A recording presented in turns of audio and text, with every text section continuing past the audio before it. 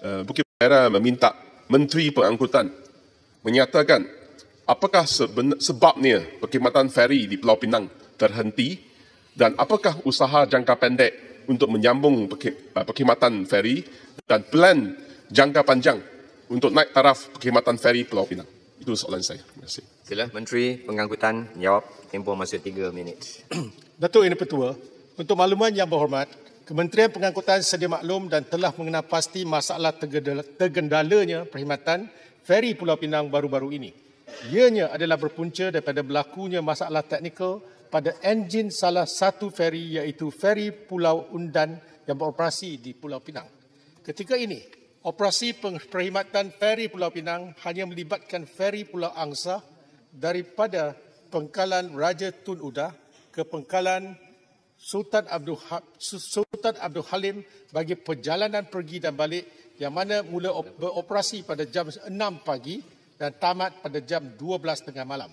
Dalam usaha mengatasi isu tersebut, pihak Rapid Ferry telah menyediakan perkhidmatan bas percuma untuk pejalan kaki yang mana sebanyak 5 buah bas telah beroperasi bermula dari 5.20 pagi hingga 11 malam dan akan terus beroperasi sehingga feri kedua iaitu Pulau Undan dapat beroperasi semula yang dijangkakan pada hari Jumaat 28 Ogos 2020. Kementerian akan mengadakan perbincangan lanjut bersama dengan Yang Amat Berhormat Ketua Menteri pada 27 Ogos iaitu hari ini berkaitan isu ini dalam usaha untuk memastikan perkhidmatan feri Pulau Pinang tersebut terus beroperasi memandangkan perkhidmatan feri merupakan antara mod penting dalam rangkaian pengangkutan awam negeri Pulau Pinang.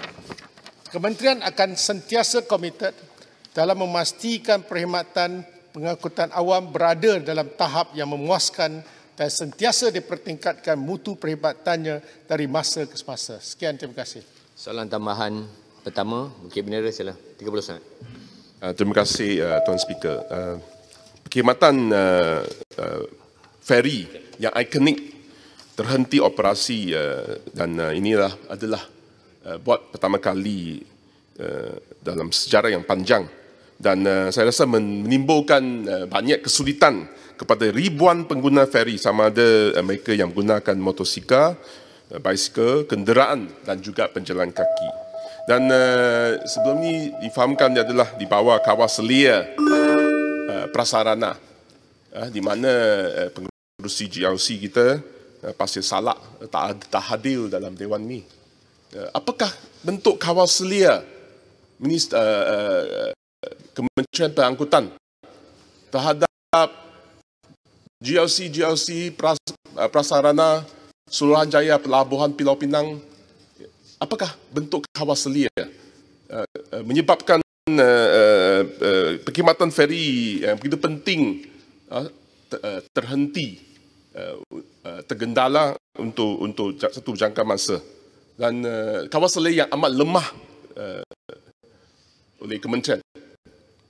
Bagaimana, apakah soalan saya, apakah bentuk kawal selia yang kementerian terhadap GLC Prasarana dan juga statutory body Suruhanjaya Pelabuhan Pulau Pinang. Terima kasih Bukit Bendera. Sila Menteri 2 minit 30 saat. Terima kasih Yang Berhormat. Saya rasa kita kena melihat sejarah di mana untuk pelabuhan Pulau Pinang ini pengoperasian pelabuhan itu dia ada dia berkait rapat dengan perkhidmatan feri, iaitu sekarang tidak boleh carve out daripada mereka yang beroperasi dalam pelabuhan, mereka kena ambil alih. Ini sebagai tanggungjawabnya, 2 dalam 1. Ini dari segi latar belakangnya pertama. Kedua, saya ingin memaklumkan kerajaan negeri di bawah Yang Berhormat Bagan dulu tahun 2015 berhajat untuk mengambil alih. Dan pada tahun 2015 tulis surat pada MOT. Dan kemudian tahun 2016 dia kata KIV dulu, ya. Dan satu pesan telah dibuat selepas tu, iaitu memandangkan Rapid Pulau Pinang ataupun di bawah Pasarana mereka menyediakan pengangkutan awam. Jadi sebab itulah wujudnya satu idea 3 tahun yang lalu supaya ditubuhkan ferry atau Rapid Ferry ini.